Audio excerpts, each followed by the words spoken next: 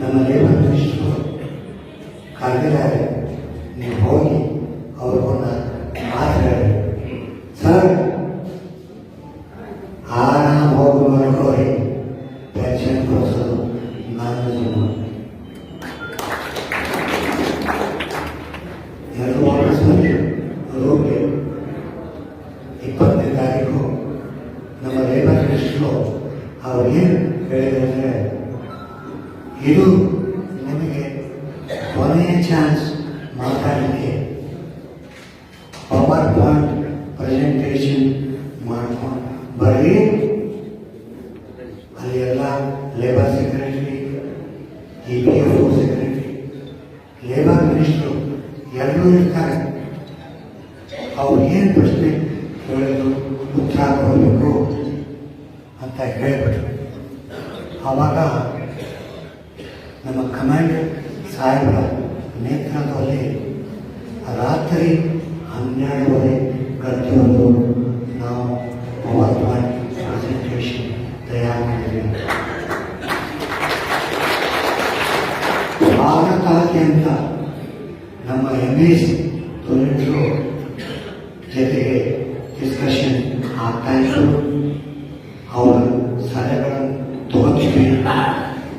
23 ಸ್ಲೈಡ್ಗಳನ್ನು ಮಾಡಿದ್ವಿ ನಮ್ಮ ಕಮಾಂಡ್ ನೇತೃತ್ವದಲ್ಲಿ.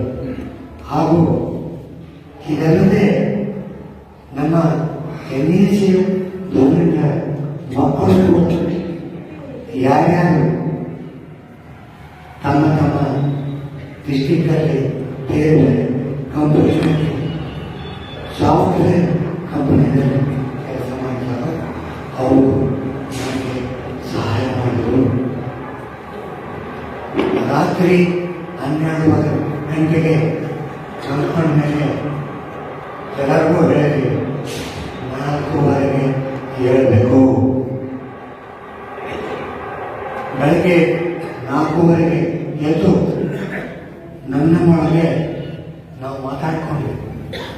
ಯಾಕಂದರೆ 72 ಲಕ್ಷ ಜನರ ಬಗ್ಗೆ ಮಾತಾಡಲಿಕ್ಕೆ ಹೋದಾಗ ನಾವು ಕೂಡ ಕೂತು ಅವ್ರಿಗೇನು ಪ್ರಶ್ನೆ ಕೇಳಬಹುದು, ನಾವೇನು ಉತ್ತರ ಕೊಡಬೇಕು, ಯಾರು ಏನು ಮಾತಾಡಬೇಕು.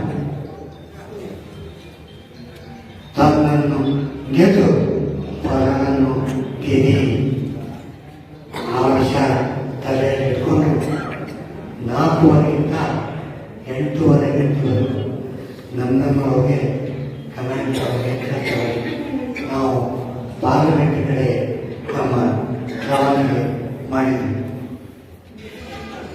ಕರೆಕ್ಟ್ 10 ಗಂಟೆಗೆ ನಮ್ಮ ಮೀಟಿಂಗ್ ಪ್ರಾರಂಭವಾಯಿತು. ನಾನು ನನ್ನ ನೌಕರಿ ಪವರ್ ಪಾಯಿಂಟ್ ಪ್ರೆಸೆಂಟೇಷನಲ್ಲೇ ಕಳೆದಿದ್ದೀನಿ. ಕಮಾಂಡರ್ ಅವರು ಯಾವ ಥರ ಪ್ರೆಸೆಂಟೇಷನ್ ಮಾಡಿದರೆ 78 ಲಕ್ಷ ಪೆನ್ಷನ್ದಾರರ ವತಿಯಿಂದ ಭಾರತಕ್ಕೆ ಮಿನಿಮಮ್ ಪೆನ್ಷನ್ ಬಗ್ಗೆ ತುಂಬ ಚೆನ್ನಾಗಿ ಸರ್ಕಾರಕ್ಕೆ ಬೇಡಿಕೆಯನ್ನು ಕೊಟ್ಟರು. ಸರ್ಕಾರ ಕೇಳಿದ್ರು ಪೆನ್ಷನ್ ಹೆಂಗೆ ಕೊಡಬೇಕು. ನಾವು ಹೇಳ್ತೀವಿ ಎಷ್ಟು ಬಜೆಟ್ ಅದ, 1,000 ಕೊಟ್ಟರೆ ಬಜೆಟಿಂದ ಎಷ್ಟು, 2 ಕೊಟ್ಟರೆ ಎಷ್ಟು, 3 ಕೊಟ್ಟರೆ ಎಷ್ಟು, 4 ಕೊಟ್ಟರೆ ಎಷ್ಟು, 7,500 ಕೊಟ್ಟು ಕೂಡ ಈ ಬಜೆಟ್ನಲ್ಲಿ ಏನು ಪ್ರಾಬ್ಲಮ್ ಆಗೋಲ್ಲ. 23 ಸ್ಲೈಡ್ಗಳು ನಾವು ಮಾಡಿರೋದು. ಅವರು ಮಾಡಿದ 23-24 ಬಜೆಟನ್ನೇ ಪ್ರೆಸೆಂಟೇಷನ್ ಮಾಡಿದರು. ಹಾಗೂ ಅವರೊಂದು ಹೇಳಿದರು, ಮುಖ್ಯವಾದ ನೀವು ಯಾವತ್ತಿನ ದಿವಸ ನೀವು ಡಿಕ್ಲೇರ್ ಮಾಡ್ತೀರೋ ಮಿನಿಮಮ್ ಪೆನ್ಷನ್, ಹೈಯರ್ ಪೆನ್ಷನ್ ಎರಡು ಒಂದೇ ದಿವಸ ಡಿಕ್ಲೇರ್ ಮಾಡಿ. ಕಾರಣ ಏನಂದರೆ ಹೈಯರ್ ಪೆನ್ಷನ್ಗೆ ಜನರು 2 ಜನ ಇಲ್ಲಿ ಕೂತಿದಾಗ ಈ 78 ಲಕ್ಷದಲ್ಲಿ ಕನಿಷ್ಠ ಪಕ್ಷ 70 ಲಕ್ಷಕ್ಕಿಂತ ಮೇಲವರಿಗೆ ಮಿನಿಮಮ್ ಪೆನ್ಷನ್ ಬೇಕು.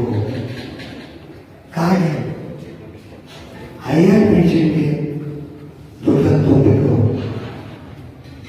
ಇದರಲ್ಲಿ ಎಷ್ಟು ಜನರಿಗೆ ರೊಕ್ಕದ ಅವ್ರ ಕೈ ಎತ್ತಿ ಕೈ ನಿಮ್ಮ ಕಡೆ ರೊಕ್ಕ ಇದ್ರೆ ಕೈ ಎತ್ತಿ. ಕಾರಣ ಬಹಳ ಕಡಿಮೆ ಜನರಿಗೆ ರೊಕ್ಕ ಪೆನ್ಷನ್ ಆದಮೇಲೆ ಪ್ರಾವಿಡೆಂಟ್ ಫಂಡ್ ಏನ್ ಬರ್ತದೆ ಅವ ಮನಿ ಸಾಲ